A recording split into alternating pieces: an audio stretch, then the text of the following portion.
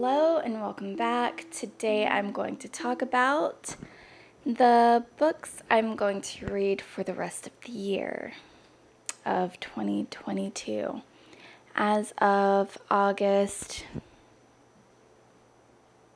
16. Now, my rest of the year TBR list is probably not going to be very attractive. Mainly because I have a pretty old set from thrifting them. So these are not new releases in any way. I am mainly trying to continue to read what I already have, and books that I've had for a while as well. I know I did a previous video about books I've thrifted and had for 5+ years, but these set of books are books that I've thrifted in the last couple years. Today I only picked 5 to talk about because realistically, I don't see myself reading more than 5 from this point on. If I do, that'd be really cool, actually. But I do actually have some things coming up. I have my best friend moving here from Wyoming. I have another best friend who should be moving here from Guam. I have a project that I've been working on and should be working on more, especially if I want to be done with it before the end of the year. And, just life things. I don't know how booktubers keep up with reading like 5+ books a month. Audiobooks. I should probably do that sometime. But when I do listen to audiobooks, I feel like, But when I do listen to audiobooks, I feel like my brain just kind of wanders off. It already does that when I'm reading a physical copy of something, but I could easily flip the page backward and just kind of, see where I remember reading from and then, continue from there. As far as audiobooks go, I do need to be more disciplined when it comes to audiobooks. I've listened to 2, and they were both Kristen Hanna books. The person who did the audiobook for that just came out with the book herself. Man, I don't remember her name, but I just started following her on TikTok and I love watching her videos. They're very like a soft ASMR type thing. So it was really easy to listen to her recorded audiobook. Yeah, it was a good audiobook experience. I should listen to more. Anyway, let's start with the first book that I have here. This, by the way, is not in any type of order. These are just 5 books that I had a friend randomly pick for me off my shelves. So the first one is Cuckoo Song. I don't know how known this book is, but I've never heard of it. But I saw it either at Goodwill or a secondhand bookstore. I saw the cover of it and I was like, yeah, I hope it creeps me out. I love creepy. I love scary. I love horror. I love being scared. gives me a high that I just crave for. Love it. Following a mysterious accident that left her sopping wet, that's what she said, Triss awakens to a world that's eerily off-kilter. Her memories are muddled. Her sister despises her. Pages have been stolen from her private journal, and her appetite is insatiable. Confusion quickly turns to dread as she begins to see and hear things she shouldn't. Her dolls reveal themselves to be deceitful, living creatures. She's suddenly and inexplicably afraid of scissors. And when she brushes her hair, out sprinkle crumbled fragments of leaves. Then she stumbles across evidence that her beloved brother, killed in the war, is actually alive, and she begins to suspect that the secrets lurking within her home are even more shocking than a twisted new reality. Is Triss going mad, or did her accident trigger a nightmarish chain of events? In her quest to learn the truth, Triss ventures from the shelter of her parents' protective wings into the city's underbelly. There, she encounters strange creatures whose grand schemes could forever alter the facts of her family. I feel like this gives me young reading vibes, but it's got a broken porcelain doll on it, so I'm down with that. Yeah. So the next one I have is Me Talk Pretty One Day. I feel like this is going to be sad, and I don't know. I don't see a blurb. All I see are quotes. Okay. Wildly entertaining. Experiences this enjoyable are usually illegal. If wit were measured in people, David Sedaris would be China. Sedaris glitters as one of the wittiest writers around, a beacon of comic sanity in a terminally chic world.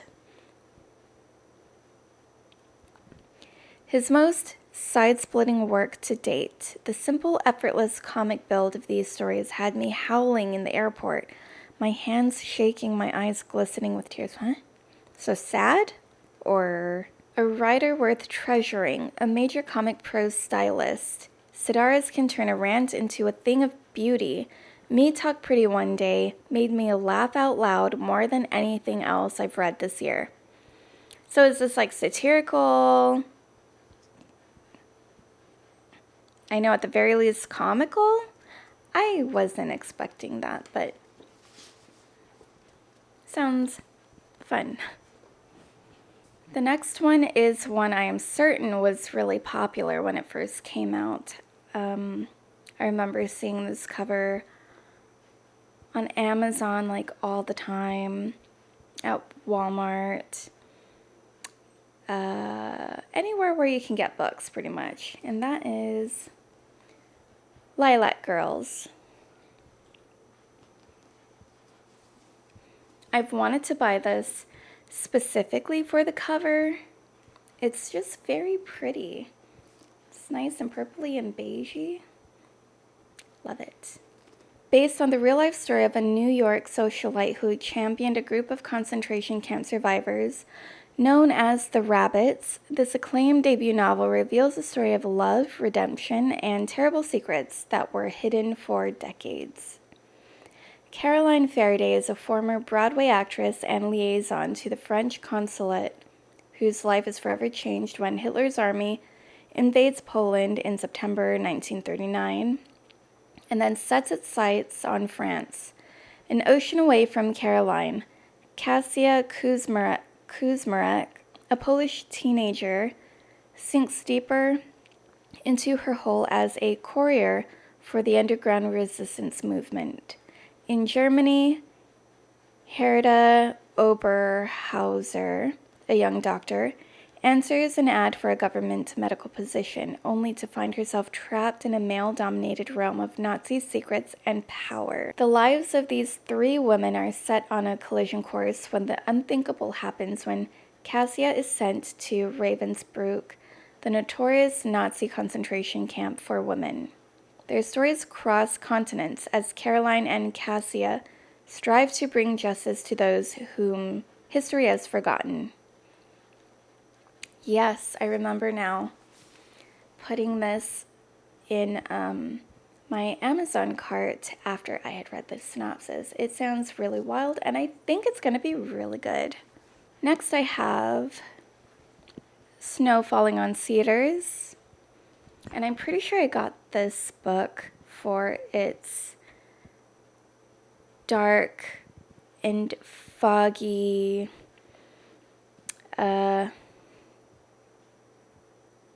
art. I love dark and foggy. It just says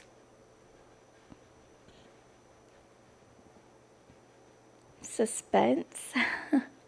San Pietro Island, north of Puget Sound, sorry if I'm butchering that, is a place so isolated that no one who lives there can afford to make enemies. But in 1954, a local fisherman is found suspiciously drowned, and a Japanese American named Kabuo Miyamoto is charged with his murder. In the course of the ensuing trial, it becomes clear that what is at stake is more than one man's guilt. For on San Pietro, memory grows as thickly as cedar trees in the fields of ripe strawberries, memories of a charmed love affair between a white boy and the Japanese girl who grew up to become Kabuo's wife. Memories of land desired, paid for, and lost. Above all, San Pietro is haunted by the memory of what happened to its Japanese residents during World War II, when an entire community was sent into exile while its neighbors watched. Okay. Yes, I'm very much into the fog, and the gloom, and the darkness, as well as the synopsis. I think it's going to be good. And for the fifth and final book that I feel like I may be getting into, if I can manage to read 5 more books before the end of 2022, Beneath the Scarlet Sky. I feel like this was a cover buy when it first came out. Oh my gosh. This person's got a lot of books. Also by Mark Sullivan. Our Thief, Outlaw, Rogue, The Escape Artist, The Art of Rendition, Brotherhood, Triple Cross, The Second Woman, Labyrinth, Ghost Dance, The Purification Ceremony, Hard News, and The Fall Line. And then several books with James Patterson. Man, James Patterson just writes everything, doesn't he? In World War II Italy, love was worth spying for. Based on the true story of a forgotten hero, Beneath the Scarlet Sky is a triumphant, epic tale of one young man's incredible courage and resilience during one of history's darkest hours. I already love it. Coming in strong with this one, aren't ya? Pino Lella wants nothing to do with the war or the Nazis. He is a normal Italian teenager, obsessed with music, food, and girls, same, but his days of innocence are numbered. When his family home in Milan is destroyed by Allied bombs, Pino joins an underground railroad helping Jews escape over the Alps. I got there. And falls for Anna, a beautiful widow 6 years his senior. In an attempt to protect him, Pino's parents force him to enlist as a German soldier, a move they think will keep him out of combat. But after Pino is injured, he is recruited at the tender age of 18 to become the personal driver for Adolf Hitler's left hand in Italy, General Hans Leyers. One of the Third Reich's most mysterious and powerful commanders. Now, with the opportunity to spy for the Allies inside the German High Command, Pino endures the horrors of the war and the Nazi occupation by fighting in secret, his courage bolstered by his love for Anna and for the life he dreams they will one day share. Yes. Yes! Okay. Okay. This is gonna be a good one. Okay. All right. That took a lot longer than I expected. My camera was giving me major issues. I don't know if anyone might happen to also have a Fujifilm X-T30, but this motherfucker does not like to be on or recording. It's very beautiful though. Beautiful image, beautiful video, beautiful pictures, beautiful aesthetic, and the body is so boing. But I have a serious love-hate relationship with this camera right now. But I still love it. It's working for me and it's making me look okay. Anyway, thanks for watching. Hope you enjoyed this video and bye-bye.